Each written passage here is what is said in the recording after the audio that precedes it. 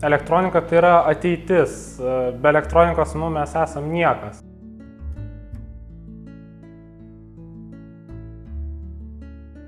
Apskritai, ta elektronika dabar atlieka tokią rolę klijuojančio sluoksnio, to technologinio tarp jutiklių realaus pasaulio ir virtualaus pasaulio, to interneto, kuriame mes gyvenam. Tai čia apie tai, aišku, modulių pavidalų kursuose studijos ir vykdomos, jos yra nepopierinės, priemonės yra prieinamos, yra rėmėjų, tos priemonės prieinamos ir studentam, jie gali realiai išbandyti, realizuoti tas temas, apie kurias mokosi.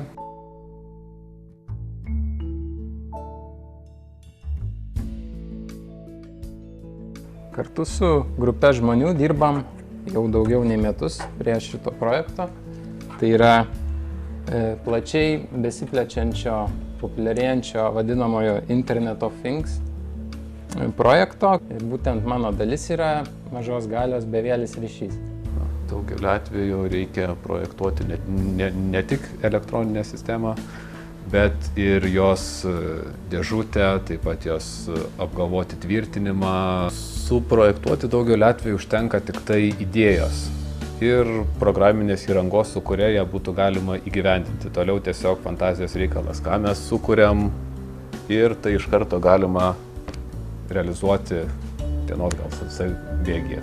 Tai elektronikos studijose dirbama ne tik su elektronika, tenka padirbėti ir su ultragarsu, su kuriuo atliekam defektų paiešką bandiniuose. Turim suprojektavę visą savo sistemą. Kaip vieną iš tyrimų objektų naudojame betoną. Yra betono bandinius, kuriuose bandome aptikti oro tarpus, kas padeda identifikuoti gaminio defektus.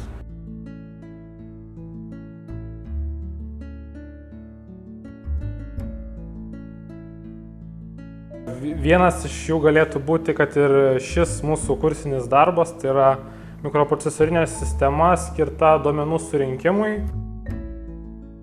Čia turim įvairius temperatūros sensorius, atmintį. Fakultete turim daug darbo grupių, kurios dirba su įvairiais projektais, taigi norintys studentai gali prie jų prisijungti ir dirbti kartu. Čia yra tarptautinės kompanijos, amerikiečių kompanijos Littelfuse padalinys Lietuvoje. Čia yra gaminami žymiausių pasaulio automobilių gamintojų tam tikri elektronikos komponentai. Tai yra saulės davikliai, diržos aktelės davikliai, greičio sensoriai, įvairūs komponentai. Didžioji dauguma darbuotojų čia dirbančių yra elektronikos specialybės absolventai. Esame elektronikos gamybos paslaugų įmonė.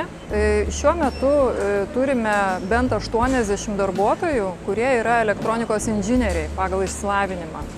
Kas metai įdarbiname minimum po 15 naujų darbuotojų, kuriuos ir su patirtimi priimame, bet priimame ir tokius, kurie turi didelį potencialą ir tinkamą išsilavinimą, elektronikos išsilavinimą augimui mūsų įmonėje. Tikrai turim tokių pavyzdžių, kur yra išaugę žmonės nuo praktikanto iki įmonės direktoriaus. Kinijos fabriko direktorius pas mus yra elektronikos fakulteto KTU absolventas ir šiuo metu vadovauja mūsų fabrikui Kinijoje.